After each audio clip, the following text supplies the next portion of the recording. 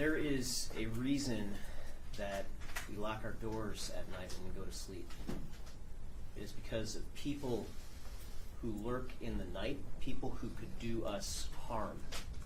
And this case is about one such person, a person who you will see on one particular night prowled through our community looking for opportunities to go into spaces that weren't his to go into and to take things that were not his to take. And the most important thing that he ended up taking that night was the life of a woman named Samantha Woll, who you will hear was a somewhat prominent member of our community, the president of the downtown synagogue. And on the very last night of her life, on a night when someone was lurking in her neighborhood, she left her front door open. She gave him an opportunity to take from her.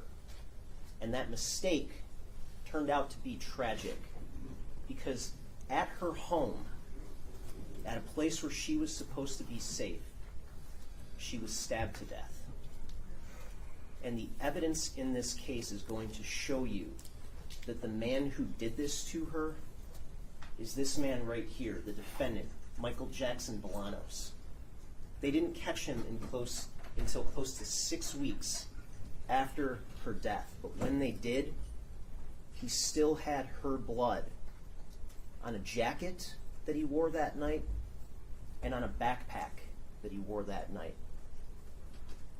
Now, I want to walk you through the evidence that you're going to see and hear throughout this case, but I want to frame some expectations and some understanding up front, because when Samantha Woll's body was found outside of her home on October 21st, 2023, her death was a mystery at that time with very few leads.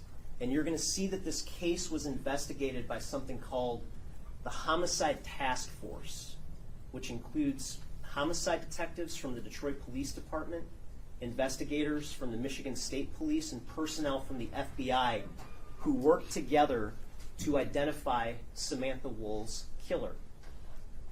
And part of what you're going to see in this case is the many steps that were taken in this investigation to show you that this was an investigation that started out very open-ended at first, with other suspects, other persons of interest looked at.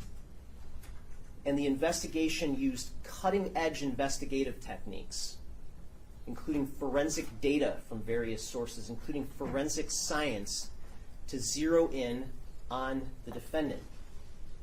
And I want to caution you, the presentation of this sort of forensic data, it's not splashy. Despite the camera that you're going to see in the courtroom throughout the trial, it shouldn't be dramatic. It's tedious.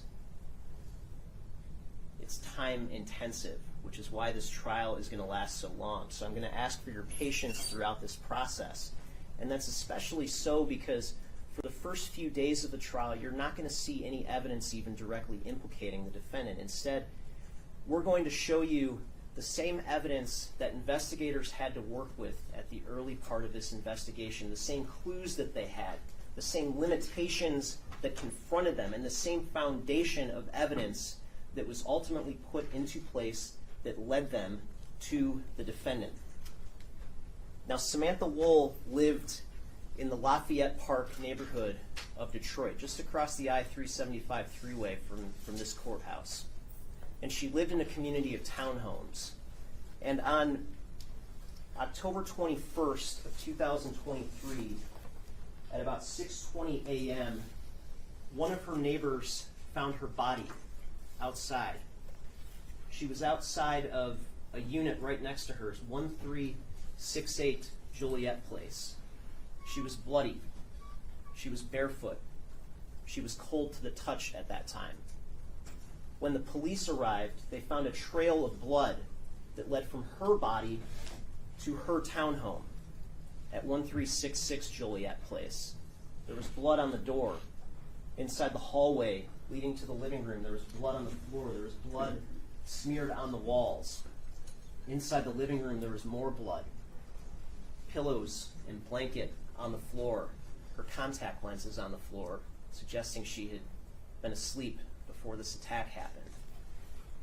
And when the police started to investigate her activities leading up to this night, they found that she went to a wedding in Sterling Heights that night and got home at about 12:30 a.m.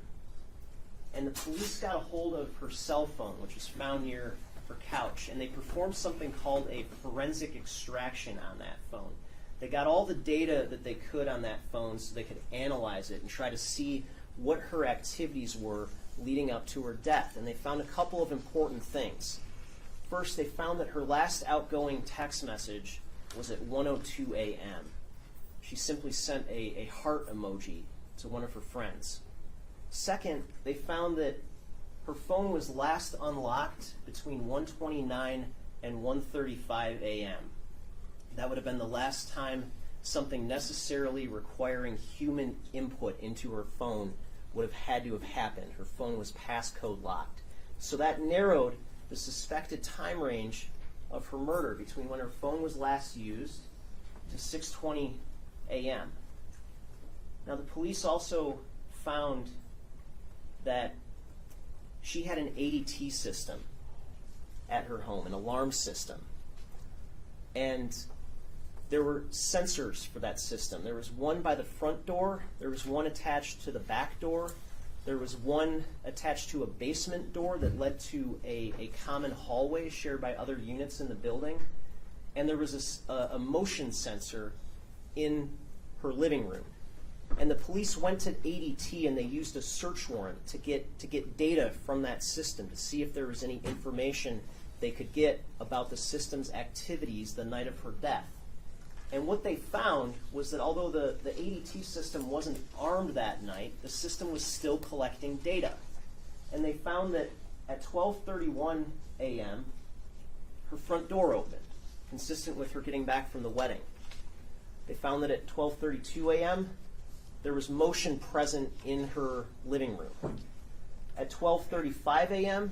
until 12:38 a.m., her back door briefly opened and then shut. And when police arrived, they found that the door had been shut, and it was in the locked position when they arrived.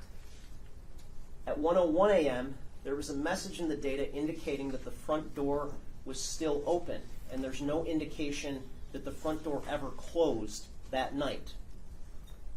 At 1:24 a.m., there's an indication in the data that that living room motion sensor was idle, meaning it wasn't detecting any more activity inside the living room at that time, any more motion. The next time that activity was detected, the next time motion was detected in the living room was at 4:20 a.m., and the system was idle again at 4:22 a.m. So that naturally made 4:20 an important time in this overall timeline, because that was the last time motion was detected in her living room after she stopped using her phone.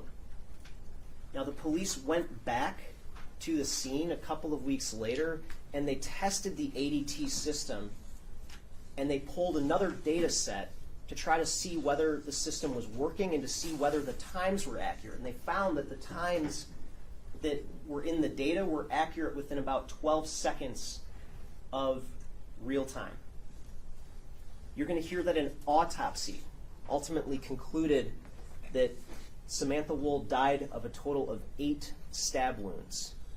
All of the wounds were concentrated at her shoulders and above, focused on her neck and her head. This is the general information that investigators had to work with at the outset of the investigation. But there were limitations. There wasn't a video inside of Miss Woll's home that showed what happened. They looked for videos of other townhomes in that area to see if they could find anything capturing who came and went that night, but they couldn't find anything. They canvassed the neighborhood for eyewitnesses to see if anybody heard or saw anything relevant that night, and they didn't find anything. The closest thing they found was, you'll hear from one of the neighbors who will tell you that he heard what he describes as a woman's voice at around 1:24 a.m., but it sounded to him like an older woman's voice and nothing violent. Now, There was a lot of blood at the scene, but that blood, to the extent it was tested, was identified as Miss Woll's blood. There were some fingerprints left at the scene, mostly in blood on the walls. And you're going to hear that many of those prints were not of sufficient quality to be analyzed to identify someone, and those that were came back to be Miss Woll's. There were footprints in the blood on the ground, but the footprints were bare footprints, suspected of being hers. The police talked to people at the wedding that she went to, but they couldn't find anything suspicious that had happened that night. They talked to dozens and dozens of people, friends, colleagues, family members, current, former romantic interests, but they couldn't find anything alarming or actionable. They couldn't find anything that led them to a true suspect. Now, the first major potential break in this investigation happened on November 7th of 2023. And that potential break, you will hear, was something that didn't even involve the defendant. You're going to hear that Miss Woll had an ex-boyfriend named Jeffrey Herbstman. And you're going to hear that on October 22nd of 2023, the day after Miss Woll's body was found, Mr. Herbstman came in to speak with the police and gave a statement and was cooperative. And he will tell you that the last time that he saw Miss Woll was on October 7th, after seeing her at synagogue. He will tell you that the night of her death, he was home after he returned from synagogue, and he stayed there all night. He will tell you that they dated for about a year, from approximately October of 2022 until July of 2023, but that their breakup was generally amicable. But you will hear that Mr. Herbstman has a history of depression and that he did not take her death well. And on November 7th of 2023, you're going to hear that he was in Kalamazoo for work, and he called the police during what he will describe as a panic attack. And when the police came and questioned him about why he was upset, you will hear that in a frantic state, he told them that he had essentially convinced himself that he may have killed Miss Woll. But he couldn't remember anything about it. And he couldn't articulate why exactly he felt that way. Now, because Mr. Herbstman made that incriminating statement, when he testifies at trial, he's going to testify with something called use immunity. And what use immunity means is we can't force somebody to sit in that witness chair and acknowledge that they previously made an incriminating statement. And so for the hour or so that he's in the witness stand, whatever he says can't be used against him in a future criminal proceeding. But you will hear that what he says is not anything that could be used against him in a future criminal proceeding, because he will tell you that he had absolutely nothing to do with Samantha Woll's death. And he will tell you that when he said what he said on November 7th, he had just gotten an increased dosage of the antidepressant that he was on. He used some cannabis, and he had this one-time delusional panic attack that set in and prompted him to feel what he felt and say what he said. But because he said what he said, he was deemed a suspect, and the police looked into him, and they tried to collect evidence against him. And they had this ambiguous statement from Kalamazoo. You're going to hear, though, that the police did not find any evidence placing Jeff Herbstman at the scene the night that Miss Woll was killed. They didn't find his DNA at the scene. They didn't find his fingerprints at the scene. You're going to hear about a lot of video that was collected from surrounding areas. He didn't materialize in any of that video. You're going to hear that they didn't find any evidence that he left his home that night, that his phone placed him at his home the entire night after he returned from synagogue, consistent with his statement. You're going to hear that they searched his cell phone. They downloaded it and forensically extracted at two different points. First on October 22nd when he first came into the police, and then again in Kalamazoo when he was taken into custody after he said what he said, and they didn't find anything incriminating on his phone. You're going to hear that they tore up his car, they tore through his home, and they didn't find any physical evidence connecting Jeff Herbstman to Samantha Woll's death. They found a knife in his car, a pocket knife. It was forensically analyzed. There was nothing relevant found on it. They found a couple of items in his car, including a dog collar that initially tested positive for suspected blood, but it turned out not to be human blood. Samantha Woll's blood did not show up in his house, in his car, on his clothing. And Jeff Herbstman was eventually released and cleared as a suspect. Now what you will see is that when he was released, it was publicly reported that a suspect was released in this case on November 11th of 2023. And the very day afterward, it was later found, once the defendant's phone was recovered, that the very day after that news report was made that a suspect had been released, the defendant was searching the internet for how to get out of town. Detroit same-day passport showed up in his search history for that day. Now, while some of the investigation team was focusing on Jeff Herbstman, another part of the investigation team was focusing on the one other major lead that they had, and that is some video from near Miss Woll's home. Near her building, there is an elementary school called Chrysler Elementary School, and that school has a camera that points down Joliet Place. The camera isn't positioned such that you can see Miss Woll's unit or her building, but you can see the parking lot that Joliet Place dead ends into that is close to her building. And when police got a hold of that video, they scoured it. They looked at hours and hours of that footage. And what they found was that at 3:52 a.m.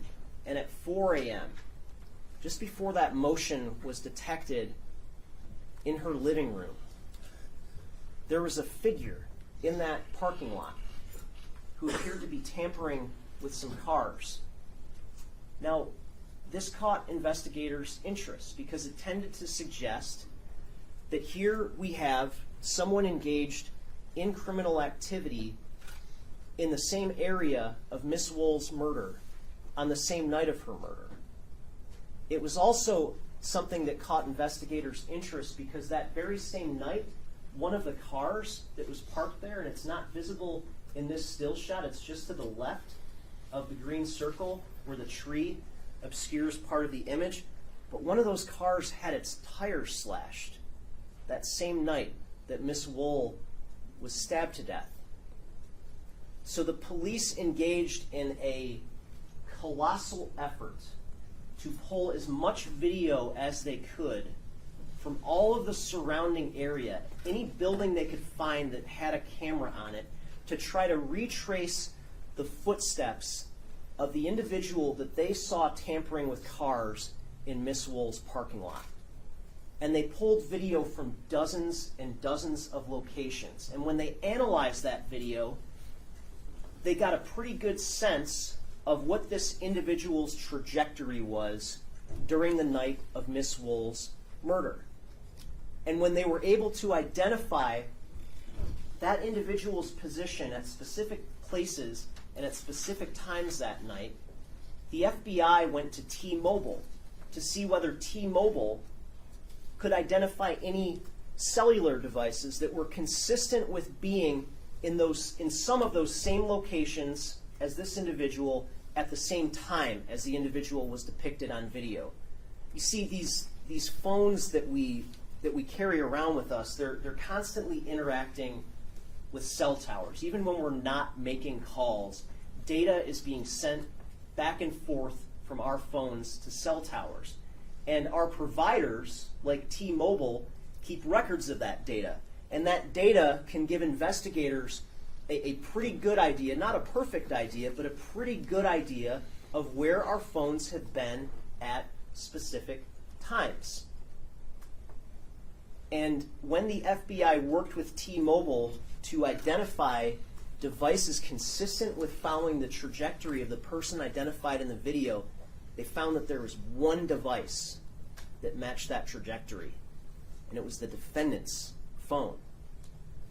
And you're going to see through a combination of that cell phone evidence and video you're going to see the defendant's route that he followed that night.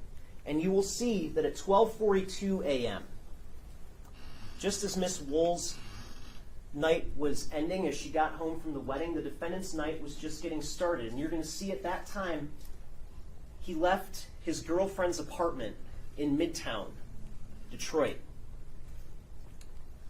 He was wearing a black North Face jacket, dressed all in black. You're going to see that at 1:44 a.m., and in between these two times, 12:42 and 1:44, you're going to see that a combination of video and phone records trace him going from the Midtown neighborhood south into downtown Detroit, across downtown Detroit, and then over to the Lafayette Park neighborhood right near Miss Woll's home. And you're going to see that at 1:44 a.m., he is in that neighborhood. He's just about a block away from her home, and he's still wearing that North Face jacket. And you're going to see that phone data suggested that he stayed right around that area for about 18 minutes on a night when her door was open, the first time he passed through the area that night. You're going to see that at 12:16 a.m., and this comes from materials recovered from his cell phone, that at that point in time he took a video from inside a secured parking garage at a building called the Ducharme Place Apartments, which is just down the street from Miss Woll's home. He simply took a video of a car and then later texted it to his girlfriend. You're going to see from there, phone records and video then trace him leaving the Lafayette Park neighborhood and going into the Rivertown neighborhood, and that at about 3:05 a.m., he's observed on video going into a parked car and emerging with a white bag. And that white bag is important because in some of the video going forward after this 3:05 a.m. mark, the video is a little grainy, and it's hard to see exactly who you're looking at. But you will see that in the grainier video, that the person that's being tracked is carrying a white bag. And you will see that the person tampering with the cars in the parking lot right near Miss Woll's home, right before motion was activated in her living room, was carrying a white bag. You're going to see that at 3:12 a.m., video and phone data places him in the Harbortown area, where he is observed jumping over a brick wall into another secured parking area to tamper with more cars. You're going to see at 3:24 a.m. that he crosses back over Jefferson and starts moving toward the Lafayette Park neighborhood again. And at that point, at 3:24 a.m., he's wearing the North Face jacket, he's carrying the white bag, and he's wearing what appear to be blue surgical gloves while walking alone in the middle of the night. From there, you will see that the phone data traces his route back toward the area of the scene, where you will see this individual tampering with cars in the parking lot near Miss Woll's home. There is a gap in video between 4 a.m. and 4:20, but you will hear from the FBI special agent who mapped the defendant's phone records that during that time, and especially at 4:20, at the very moment that that motion was activated in Samantha Woll's living room, that the defendant's phone was consistent with being right in that area. And in fact, he will tell you that if he had been looking for the defendant in real time at that point, using the data that he has, that's the very first place he would have looked for him. You're going to see that at 4:24 a.m., after that motion ceases in the living room, that the defendant is then on this side of the freeway, on the other side of the freeway, moving away from the scene, still wearing the black North Face jacket, and now wearing what appears to be a gray backpack, something that he acquired along the way. You're going to see that video and phone records then trace him going back to his girlfriend's Midtown apartment, where he arrives and is welcomed by her at about 4:55 a.m., still wearing the gray backpack and the North Face jacket. Now, the police arrested the defendant on November 30th of 2023. And when they arrested him, they had a search warrant to search that apartment, his girlfriend's apartment in Midtown, located at 454 West Alexandrian Street. And when they searched that apartment, they found a North Face jacket that looked an awful lot like the one he was wearing on video that night. And that North Face jacket was sent to the Michigan State Police Crime Laboratory to be forensically analyzed. And they found that there were 2 spots of blood still on that jacket. And that blood was swabbed, and it was tested for comparison with Miss Woll's DNA to see if her DNA was in that blood, to see if that was her blood.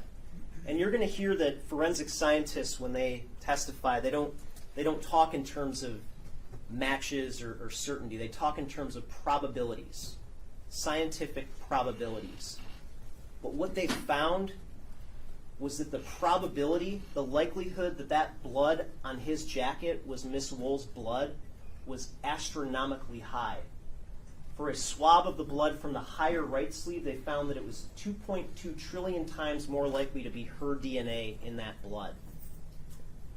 For a lower right sleeve swab, they found that it was 32 quintillion times more likely to be Samantha Woll's DNA in that blood. 32 quintillion is a number that is so large, it is 32 followed by 18 zeros. Now, when that jacket was found and recovered 6 weeks after Miss Woll's death, there wasn't a lot of blood on it. It wasn't visible to the naked eye. But forensic scientists have tools to locate hard-to-find blood, to locate blood that could have been concealed in some way. One of those tools they have is something called an alternative light source. It's kind of like a black light. And interesting, you'll see that the defendant searched the internet for the phrase, black light sees what? October 31st, just over a week after Samantha Woll's death. You're also going to hear that this particular jacket was washed. Now, you're going to hear that when the defendant was in custody after his arrest, he placed a recorded phone call from the Wayne County Jail to his girlfriend, who's named Tierra White. That's the woman whose apartment he was staying at, the woman who saw him off before he left the night of Miss Woll's murder, the woman who greeted him when he came home. And you will hear on one particular recorded call from the Wayne County Jail that they discussed this jacket. They discussed this jacket. And she told him that she washed the jacket. As they were discussing why there wasn't a lot of blood on the jacket, she told him that she washed the jacket. And as soon as she told him that, you will hear that that call suddenly ended. And you will hear that several minutes later, he called her back and he lashed out at her for saying that. And he said, and I quote, "I don't want to hear what you got to say about that shit." Now, at any rate, when the police arrested the defendant on November 30th, they also searched his vehicle that he was arrested in. And inside the vehicle, they found a backpack that looked a lot like the backpack that he was wearing that night.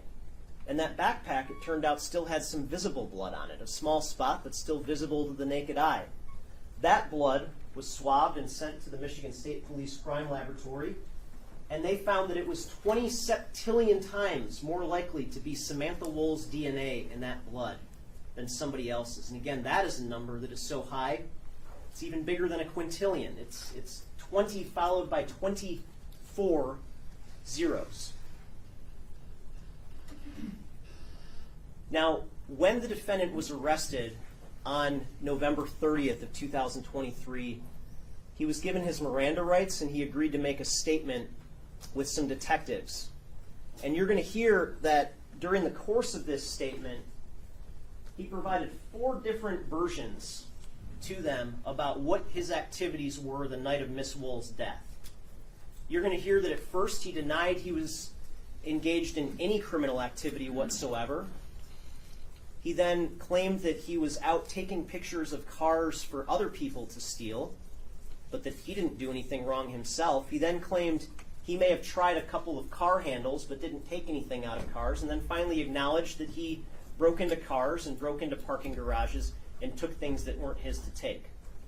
You're going to hear that during the first part of this interrogation that the investigators did not tell him that he was under investigation for a violent crime. They did not tell him that he was under investigation for Samantha Woll's murder. Yet, during that first part of the investigation, he repeatedly volunteered to those detectives, even though there was no mention of violence on their end, that he didn't do anything violent to anybody. He didn't hurt anybody. He didn't rob anybody. And you're going to hear